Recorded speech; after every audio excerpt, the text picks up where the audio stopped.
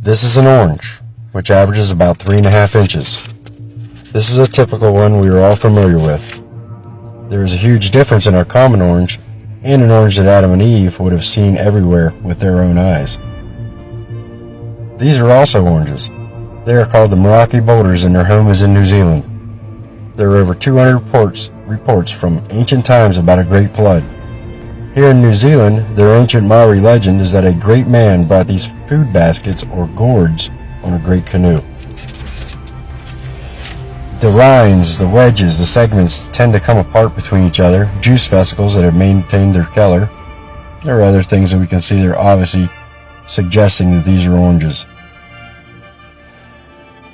They have petrified the way they have due to the mineral and environment they were in when they were covered and then petrified.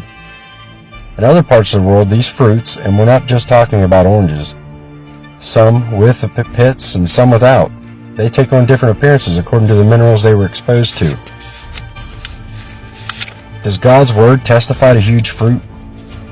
Can we take God at his word literally? Let's see, in the book of Numbers 13:23. These were men sent to spy out the land by Moses.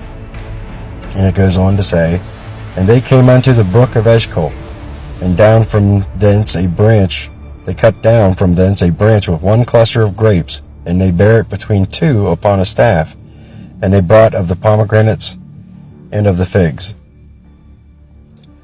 Now, this is clearly telling us that they cut down one branch, one cluster of grapes, and yet this cluster of grapes was so large that it took 2 men to carry it upon a staff. Then we go on to verse 33. And there we saw the giants, the sons of Anak, which come of the giants. And we were in our own sight as grasshoppers, and so were we in their sight. In Genesis 6:1, it claims, And it came to pass, when men began to multiply on the face of the earth, and the daughters were born unto them, that the sons of God saw the daughters of men, that they were fair, and they took them wives of all which they chose. And the Lord said, My spirit shall not always strive with man, for that he also is flesh, yet his days shall be 120 years.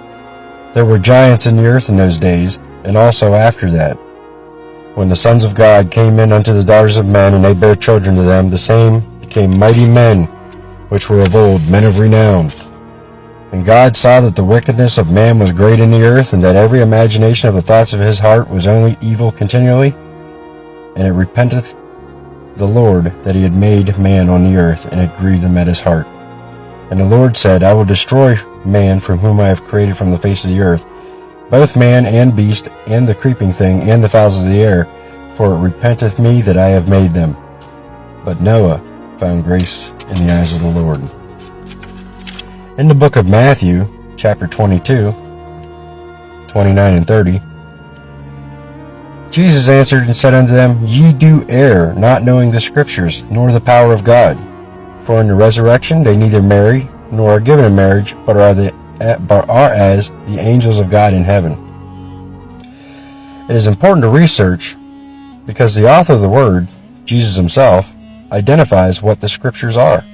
And I can only find this reference from the book Hidden from the People, for millennia, a book not accepted by the Jews, nor accepted as canon by the early church.